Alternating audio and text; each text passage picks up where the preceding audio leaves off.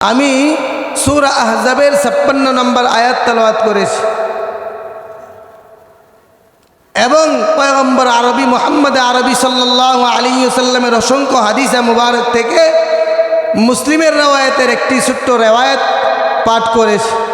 আল্লাহ যদি তৌফিক দান করে আয়াত এবং হাদিস সামনে রেখে কিছু আলোচনা করব, সকলেই বলেন আমিন। আল্লাহ তাআলা আমাদেরকে আমলের নিয়তে শোনার তৌফিক দান করেন। আল্লাহ তাআলা আমাদেরকে এই আয়াতের ভিতরে লম্বা চূড়া ভূমিকা বলার সুযোগ নেই, সময় অতি অল্প। সূরা আহজাবের ৫৬ নম্বর আয়াতের ভিতরে আল্লাহ আমাদেরকে কি বললেন? আল্লাহ আমাদেরকে একটি আমল করার আদেশ করেছে, গুরুত্বপূর্ণ আমল, যেই আমল করলে কেবলমাত্র বান্দার লাভ আর বান্দার লাভ। যেমন ধরেন, আমরা যদি আমাদের রব্বে কারিমের শুকরিয়া আদায় করি তাহলে কি আল্লাহর কোনো লাভ আছে? বলেন একটু আওয়াজ দিয়ে। আল্লাহর লাভ আছে? আল্লাহর কিন্তু লাভ নাই। কেন লাভ নাই? আল্লাহ যেমন ছিলেন তেমনই আছেন, ওই রকমই থাকবেন। আল্লাহর জালালিয়তের ভিতরে, আল্লাহর রুবুবিয়তের ভিতরে কোনো বর্ধন হয় না, কোনো নুকসান হয় না। আমি আপনি আল্লাহর শুকরিয়া আদায় করলেও আল্লাহ যেমন, শুকরিয়া আদায় না করলেও তেমন। এই জন্য বান্দা যদি শুকরিয়া আদায় করে তাহলে বান্দার লাভ, বান্দার কল্যাণে বান্দা শুকরিয়া আদায় করে। ঠিক তদুরূপ পয়গম্বর মুহাম্মদ আরবি সাল্লাল্লাহু আলাইহি ওয়াসাল্লামের উপরে যদি কোনো বান্দাবান্দি দরুদ শরীফ পাঠ করে তাহলে বান্দাবান্দির লাভ, পয়গম্বরের কোনো লাভ নেই। কেন? কারণ পয়গম্বরকে আল্লাহ তাআলা এমন মর্যাদা দিয়ে দিয়েছেন যেই মর্যাদা কোনোদিন শেষ হবে না। আল্লাহ পয়গম্বরকে মর্যাদা দিয়ে একদম সিলমোহর করে দিয়েছেন। পয়গম্বরের মর্যাদা বাড়বে না, কমবে না। এটা দুনিয়ার সাধারণ পাবলিকের মতো না যে জনগণের সমর্থনে সে এরকম একটা পদবি পাবে, সম্মান পাবে, আবার ইচ্ছা করলে জনগণ তাকে ওই সম্মানের চেয়ার থেকে নিচে নামাই দিবে। এমন সম্মান আল্লাহ পয়গম্বরকে দেয় নাই। মানুষ নির্বাচন করে নাই পয়গম্বরকে, আল্লাহ নিজে নির্বাচন করেছেন। আল্লাহ পয়গম্বরের মর্যাদা পরিপূর্ণ দিয়ে দিয়েছেন। আমি আপনি যদি পয়গম্বরের উপরে দরুদ পাঠ করি তাহলে আপনার আমার লাভ, পয়গম্বরের লাভ নেই। এই জন্য আল্লাহ কি বলেন? আল্লাহ এই আয়াতের ভিতরে আমাদেরকে বলতেছেন গুরুত্বের সাথে যে পয়গম্বরের উপরে দরুদ পাঠ করা কি পরিমাণ জরুরি এবং গুরুত্বপূর্ণ। আল্লাহ বলেন, ইন্নাল্লাহা ওয়া মালাইকাতাহু ইসাল্লুনা আলান নবী ইয়া আইয়ুহাল্লাযীনা আমানু সাল্লু আলাইহি ওয়া সাল্লিমু তাসলিমা। আল্লাহ বলেন, ও দুনিয়ার মানুষ, আমি রব কারো উপরে তাসবিহ পড়ি না, আমি রব কারো ইবাদত করি না, আমি রব কারো উপরে দরুদ পাঠ করি না। আমি রব কেবলমাত্র আমার পয়গম্বর হাবিবে কিবরিয়া মুহাম্মদুর রাসূলুল্লাহর উপরে আমি দরুদ পাঠ করি। শুধু আমি না, আমার যত ফেরেশতা আছে ওই ফেরেশতারাও আমার পয়গম্বরের উপরে দরুদ পাঠ করে। কে দরুদ পাঠ করে বলেন না? কে পড়ে? আল্লাহ নিজে স্বয়ং পয়গম্বরের উপরে দরুদ পাঠ করে এবং আল্লাহর সম্মানিত মখলুকাত ফেরেশতারাও পয়গম্বরের উপরে দরুদ পাঠ করে। আল্লাহ এই জন্য আদর করে ডাক দিয়া বলে, ইয়া আইয়ুহাল্লাযীনা আমানু সাল্লু আলাইহি ওয়া সাল্লিমু তাসলিমা। ও ঈমানদাররা, তোমরা আমার পয়গম্বরের উপরে দরুদ পাঠ করো, সালাম পেশ করো, বেশি বেশি করো। এখন মুসলমান বলতে পারেন, মুসলমান তো লাভ ছাড়া কোনো কাজ করে না। আমরা তো জানি আল্লাহর ইবাদত নামাজ পড়লে, আল্লাহ বলেন নামাজ পড়লে তোমাকে এই নামাজের বরকতে সমস্ত ফাহেশা কাজ থেকে বিরত রাখা হবে। একটা ফজিলত জানি, যাকাত দিলে মাল পবিত্র হবে, হজ করলে পিছনের গুনাহ মাফ হয়ে যাবে। এখন বলতে পারেন দরুদ পাঠ করলে আমাদের কি লাভ হবে? আল্লাহ পড়েন, ফেরেশতারা পড়েন, বুঝলাম তো আমরা পড়লে আমাদের কি লাভ? আল্লাহ তাআলা পয়গম্বরকে বলে, ও পয়গম্বর, আপনার উম্মতদেরকে জানায়া দেন, আপনি পয়গম্বরের উপরে যদি বান্দা বান্দি দরুদ পাঠ করে তাহলে তাদের কি লাভ? মুসলিমের রওয়ায়াতের ভিতরে আসছে পয়গম্বর বলে মান সাল্লা আলাইহি সালাতান সাল্লাল্লাহু আলাইহি বিহা আশরা। পয়গম্বর বলে কোন বান্দা বান্দি যদি আমি পয়গম্বরের উপরে একবার দরুদ পাঠ করে তাহলে আল্লাহ তার উপরে 10 বার দরুদ পাঠ করে। সুবহানাল্লাহ, একটু আওয়াজ দেখুন না সুবহানাল্লাহ। একবার পড়লে কয়বার পাওয়া যায় বলেন একটু আওয়াজ দিয়া? একবার পড়লে আল্লাহ কয়বার পড়ে? 10 বার পড়ে। একবারের বিনিময়ে আল্লাহ বান্দার উপরে 10 বার রহমত নাজিল করে। দরুদের অর্থ হলো আল্লাহ 10 বার তার উপরে রহমত নাজিল করে, আল্লাহ তাআলা রহমত নাজিল করে। আরেক riwayat-এর ভিতরে আসছে পয়গম্বর জানায়া দেয়, ও উম্মত যদি তোমরা আমি পয়গম্বরের উপরে একবার দরুদ পাঠ করো তাহলে আল্লাহ তাআলা তোমার 10টা গুনাহ মাফ করে দিবেন, 10টা মর্যাদা বাড়ায় দিবেন, আর 10টা রহমত নাজিল করবে। সুবহানাল্লাহ। পয়গম্বরের উপরে একবার দরুদ পড়লে আল্লাহ রহমত আর রহমত দান করে। একটা ফজিলত জানলাম, একবার পড়লে 10 বার পক্ষ আল্লাহর পক্ষ থেকে 10টা রহমত পাওয়া যায়। আর একটা riwayat শোনাই, পয়গম্বর বলে তিরমিজির riwayat-এর ভিতরে আসছে আল্লাহর পয়গম্বর জানায়া দেয় আউলান নাসি বি ইয়াউমাল কিয়ামতি আকতারুহুম আলাইয়া সালাহ। পয়গম্বর বলে ও দুনিয়ার উম্মত, কিয়ামতের ময়দানে অসংখ্য অগণিত আমার উম্মত একত্রিত হবে, লক্ষ কোটি মিলিয়ন বিলিয়ন, দুনিয়ার শুরু থেকে একদম শেষ পর্যন্ত সমস্ত মানুষ থাকবে, আমার পুরা উম্মত থাকবে।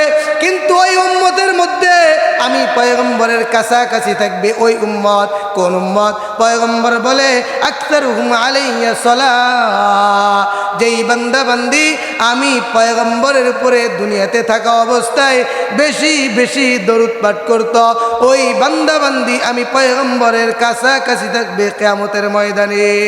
সুবহানাল্লাহ কইবেন না? পয়গম্বরের কাছে থাকলে কি লাভ? লাভ আছে না নাই?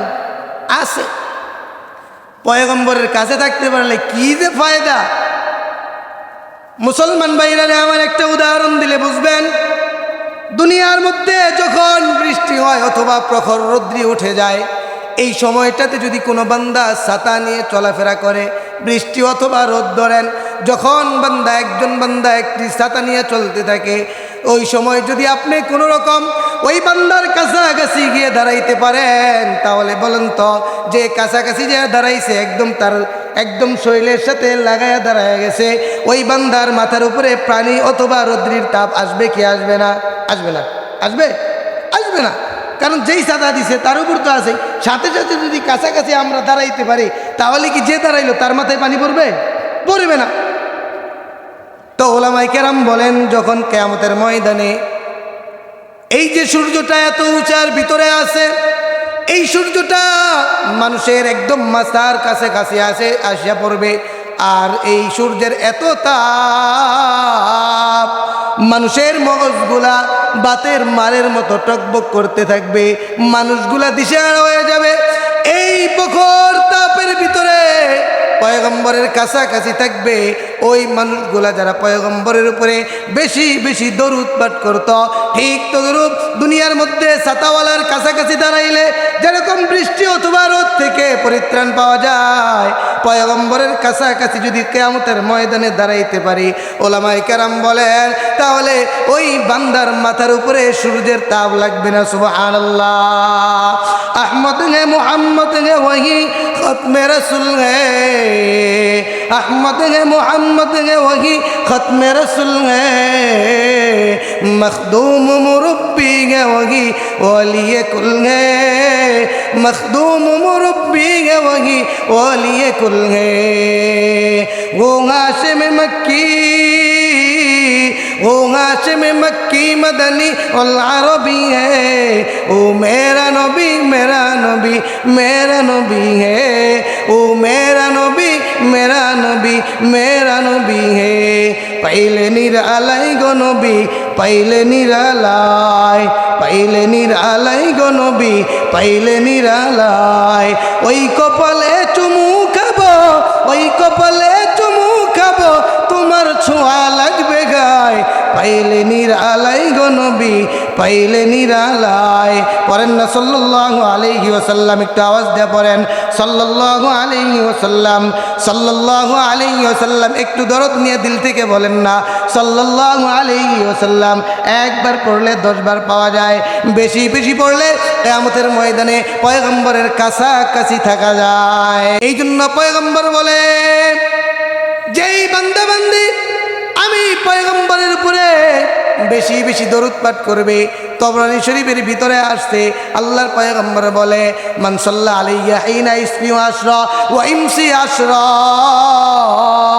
আদরাকাতুহু শাফাআতি ইয়াউমাল কিয়ামা।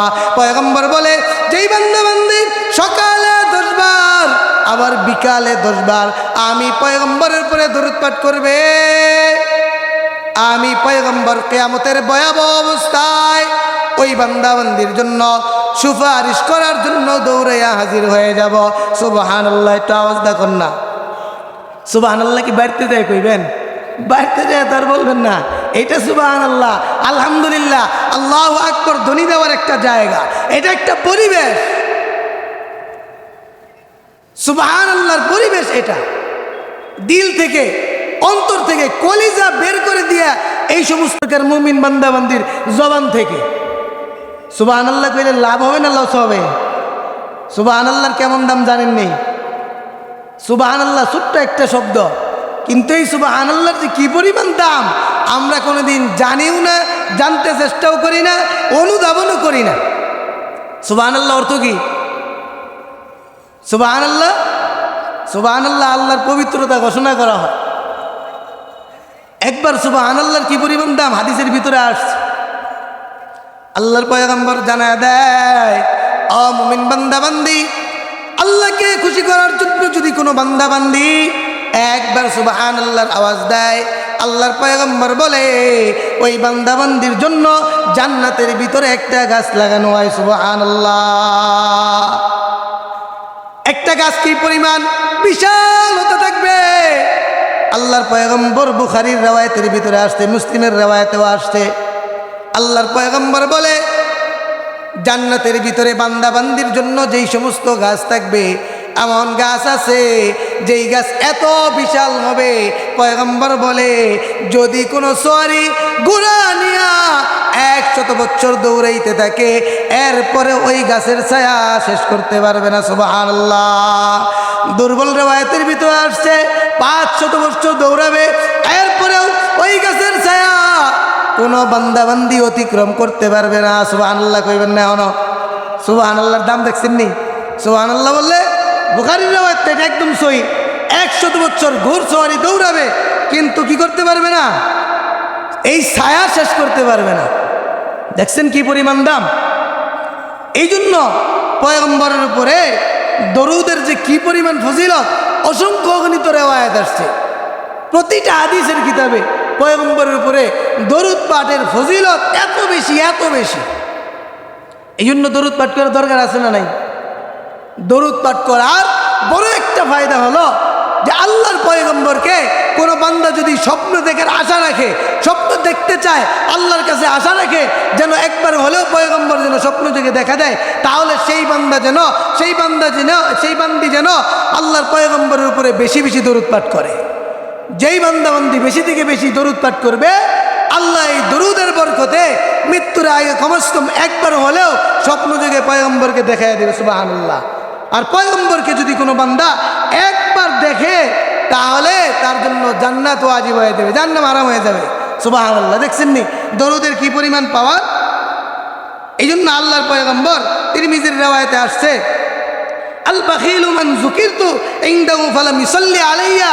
যেই বান্দাবান্দির সামনে আমি পয়গম্বরের নাম নেওয়া হয়, আমি পয়গম্বরের আলোচনা হয়, কিন্তু সে দরুদ পাঠ করে না, তাহলে সে সবচেয়ে বখিল, সবচেয়ে কৃপণ, সবচেয়ে কঞ্জুস। এই জন্য কি আমরা কৃপণ হতে চাই? না। আল্লাহর পয়গম্বরের দরুদের ব্যাপারে আমরা সবচেয়ে বড় আল্লাহর পয়গম্বরের উম্মত হিসাবে সবচেয়ে দরদওয়ালা, সবচেয়ে দামি উম্মত হতে চাই, পয়গম্বরের উপরে দরুদ পাঠ করে। এই জন্য পয়গম্বরের উপরে দরুদ পাঠ করার দরকার আছে না নাই? আছে। এই জন্যই তো আল্লাহ তাআলা বললেন, ইন্নাল্লাহা ওয়া মালাইকাতাহু ইউসাল্লুনা আলান নবী ইয়া আইয়ুহাল্লাযীনা আমানু সাল্লু আলাইহি ওয়া সাল্লিমু তাসলিমা। আল্লাহ জানায়া দিলেন, ও দুনিয়ার মানুষ, আমি আল্লাহ আল্লাহর পয়গম্বরের উপরে দরুদ পড়ি, আমার ফেরেশতারাও পড়ে, এই জন্য তোমরাও আমার পয়গম্বরের উপরে বেশি বেশি দরুদ এবং সালাম পাঠাও। পয়গম্বরের উপরে বেশি বেশি দরুদ পাঠ করা আমাদের জন্য অবশ্যই জরুরি। আল্লাহ যেহেতু পড়েন, এই জন্য আমাদেরও পড়া জরুরি। এখন প্রশ্ন আছে, হুজুর কি দরুদ পাঠ করব? হাদিসের কিতাবের ভিতরে অনেক রিওয়ায়াত আসছে, ছোট মাঝারি বড় সব ধরনের দরুদের বর্ণনা আছে। আল্লাহর পয়গম্বরের সাহাবায়ে কেরাম একবার পয়গম্বরকে প্রশ্ন করলেন, ইয়া রাসূলুল্লাহ, আপনি যখন আমাদের সামনে আসেন তখন তো আপনাকে সালাম করি, কেমনে সালাম করতে হবে এই পদ্ধতি আপনি শিক্ষা দিয়েছেন, এটা জানি, কিন্তু যখন আপনি আমাদের সামনে থাকবেন না, আমরা কেমনভাবে আপনার উপরে দরুদ পাঠ করব? পয়গম্বর বলে, বুখারীর রিওয়ায়াতে আসছে, পয়গম্বর বলে, কুলু, সকলেই পড়েন, আল্লাহুম্মা সাল্লি আলা মুহাম্মদ ওয়া আলা আলি মুহাম্মদ কামা সাল্লাইতা আলা ইব্রাহিমা ওয়া আলা আলি ইব্রাহিম ইন্নাকা হামিদুম মাজিদ। আল্লাহুম্মা বারিক আলা মুহাম্মাদিন ওয়া আলা আলি মুহাম্মদ কামা বারাকতা আলা ইব্রাহিমা ওয়া আলা আলি ইব্রাহিম ইন্নাকা হামিদুম মাজিদ। হাদিসের কিতাব যতগুলো আছে তার মধ্যে সবচেয়ে শ্রেষ্ঠ কিতাব বুখারী। বুখারীর রিওয়ায়াতে যেটা আসছে, পয়গম্বর সাহাবায়ে কেরামকে শিখিয়ে দিলেন কেমনে দরুদ পাঠ করবে, কোন দরুদ, যেই দরুদটা নামে ইব্রাহিম নামে আমাদের কাছে প্রসিদ্ধ, নামাজের মধ্যে পড়া হয়। সবচেয়ে দামি দরুদ হলো এই নামাজের মধ্যে যেই দরুদ পড়া হয়। এখন বলতে পারেন, হুজুর এটা তো লম্বা একটা দরুদ, এই দরুদ তো সবসময় পড়া সুবিধাজনক না। এই জন্য আল্লাহর পয়গম্বর হাদিসের কিতাবে আরো অনেক দরুদের কথা বলছে, ছোট অনেক দরুদ আছে। আল্লাহুম্মা সাল্লি আলা মুহাম্মদ ওয়া আলা আলি মুহাম্মদ, আল্লাহুম্মা সাল্লি আলা মুহাম্মাদিন নবিয়্যিল উম্মি, আল্লাহুম্মা সাল্লি আলা সাইয়্যিদিনা মুহাম্মদ। অনেক দরুদ আছে, কিন্তু সবচেয়ে ছোট দরুদ, যেটা কোনো মুসলমান এমন নাই যে এই দরুদটা সে পারে না, সাল্লাল্লাহু আলাইহি ওয়াসাল্লাম।